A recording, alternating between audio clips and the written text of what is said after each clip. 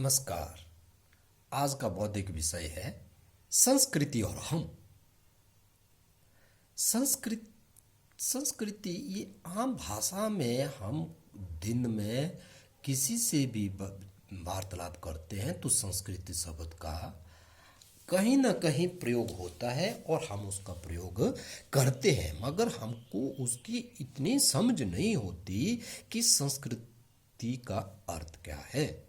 संस्कृति का अर्थ हमारे पूरे जीवन चक्र से है,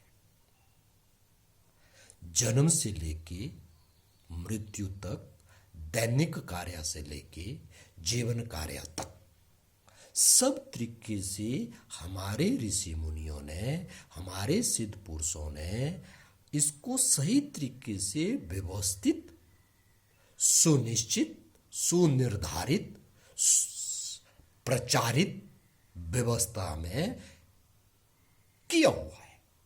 ये हमारे लिए बहुत ही बड़ी एक उपलब्धि है। इसीलिए जो हिंदू संस्कृति है सदियों से प्रचलित है, विकसित है, अस्तित्व में है। हमारे ऋषि मुनियों ने इसको सुव्यवस्थित करने के लिए हमारे समाज को 4 वर्गों में विभाजित किया हुआ है।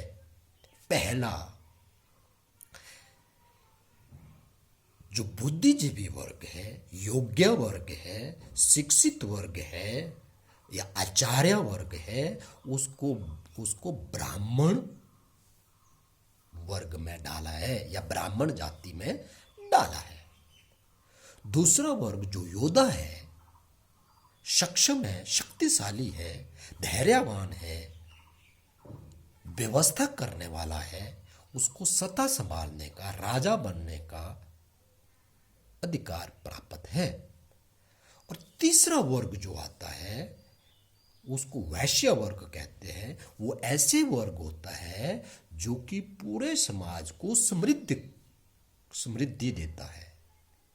उन समाज के हर वर्ग के लिए खाने की, जरूरी वस्तुओं की आदान प्रदान करने का व्यवस्था, उत्पादन करने की व्यवस्था, उसको सही तरीके से संचालित करने की व्यवस्था का कार्य वैश्य वर्ग के हिस्से में आया है। और चौथा और शूद्र वर्ग जो कहलाता है वो निम्न वर्ग कहलाता है, जिनके पास बौद्धिक योग्यता कम है, शारीरिक योग्यता कम है और वैश्य योग्यता कम है। उनको हम शूद्र वर्ग में डाला गया है। वो निम्न कार्य के लिए इन तीनों वर्ग के कार्य करने के लिए सुनिश्चित किया हुआ है। मगर सबसे बड़ी बात ये आती है जब हमारे समाज को इस प्रकार से व्यवस्थित किया हुआ था तो इसमें ये कुप्रथा का प्रचलन कैसे हुआ। एक कुप्रथा का प्रचलन हमारी संस्कृति में जिन जिन जिन स्थानों पे जिस जिस वर्ग के, बुद्धिजीवी वर्ग का या योद्धा वर्ग का, वैश्य वर्ग का, शुद्ध वर्ग का वर्चस्व था, उसने अपने संतानों को उसी प्रकार की शिक्षा दी और यही हमारी संस्कृति की सबसे बड़ी कुप्रथा हुई। और वर्तमान में भी इसके बहुत ये कुप्रथा का प्रचलन प्रचलित है, मगर अभी इसका प्रभाव बहुत कम हो चुका है। और कहने का अर्थ यही है कि जब हमारे समाज को योग्यता के आधार पे वर्गित करने का जो हमारे ऋषियों ने निर्धारण किया हुआ था, उससे भटक करके हम लोगों ने, हमारे पूर्वजों ने उसको वंश आधारित करने के कारण ही हमारा समाज एक कुप्रथा का शिकार हुआ और जिससे हम लोग पूरे विश्व की अन्य संस्कृतियों में तिरस्कार पाते हैं। तो ये इसके साथ साथ ये संस्कृति का समाज को एक वर्गीकृत करने का जो एक हिस्सा था। दूसरा, अभी दिनचर्या हमारी कैसी हो, जीवन चक्र हमारा कैसे हो, और जीवन चक्र हमारी आस्था कैसे हो, इसको भी बड़े ही अच्छी तरीके से हमारे ऋषि मुनियों ने व्यवस्थित किया हुआ है। उस उसको व्यवस्थित किया हुआ है, जैसे कि हमारी दिनचर्या, हमारी कौन सी भाषा हो, हमारा रहन सहन कैसा हो, वेशभूषा कैसी हो, बोल चाल कैसी हो, आचार व्यवहार कैसा हो, रीति रिवाज कैसी हो, ये हमारा सब दिनचर्या का हिस्सा है। इसको भी सही तरीके से निर्धारित किया गया है कि इस प्रकार से दिनचर्या का कार्य होना चाहिए।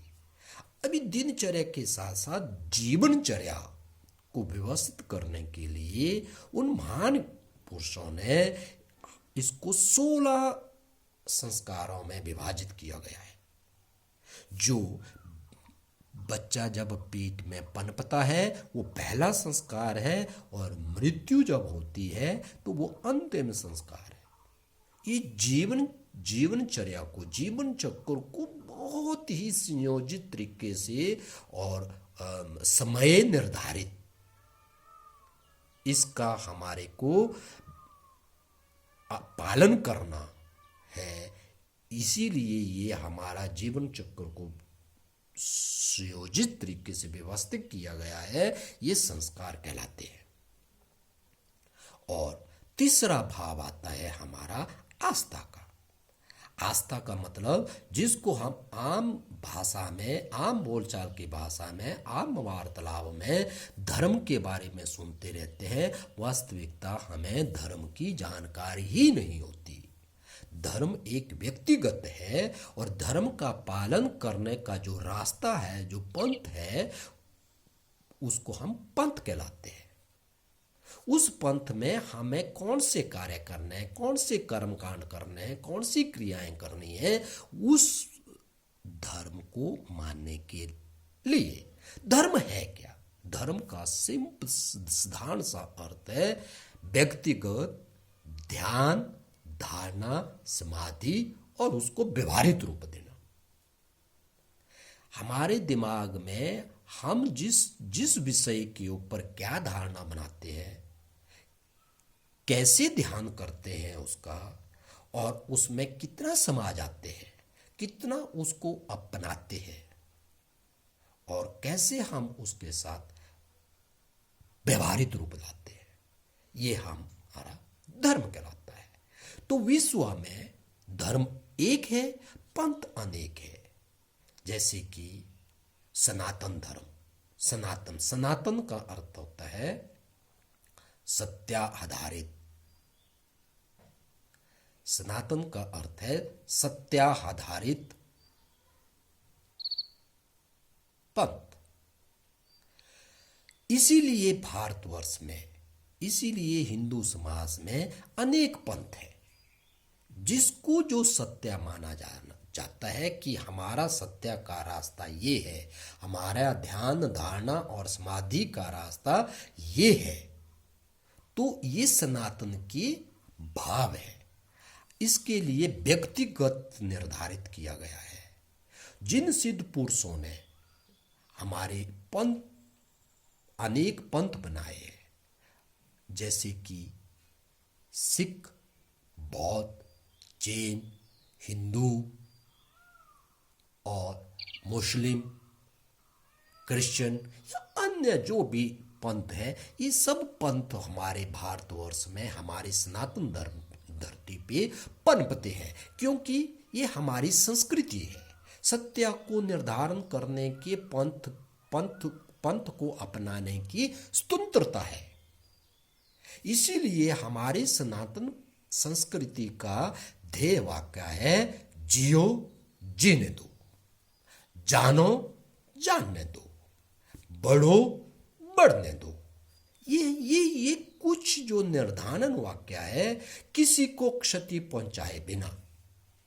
अर्थात अगर हमको इस संस्कृति के बिंदु को एक छोटे से वाक्य में डालना चाहते हैं, तो मैं आपको इस प्रकार से कह सकता हूं, कि अपना रास्ता अपनी अपनी रेखा खींचते चलो, दूसरे की रेखा की छोटी है या बड़ी है उसको बिना डिस्टर्ब किए हुए, बिना उसके ऊपर हस्तक्षेप किए हुए अपने रास्ते अपनी रेखा को आगे खींचते चले जाओ। हमारी संस्कृति का ये ध्येय है। हमारे पंथों में, सनातन पंथों में ये ध्येय है। मगर जो आधुनिक पंथ है, जैसे मुस्लिम पंथ, ईसाई पंथ, वो अपनी रेखा को आगे खींचने के बजाय दूसरी रेखाओं को अपनी रेखाओं में जोड़ने का प्रयत्न करते हैं। इसलिए पंथों में द्वंद्व पैदा होता है, और ये द्वंद्व जो है फिर रक्तपात में, फिर दंगों के रूप में परिवर्तित हो जाता है और समाज को और संस्कृति को बाधा पहुंचाता है। इसी के साथ मैं आज का विषय संपन्न करता हूं। धन्यवाद।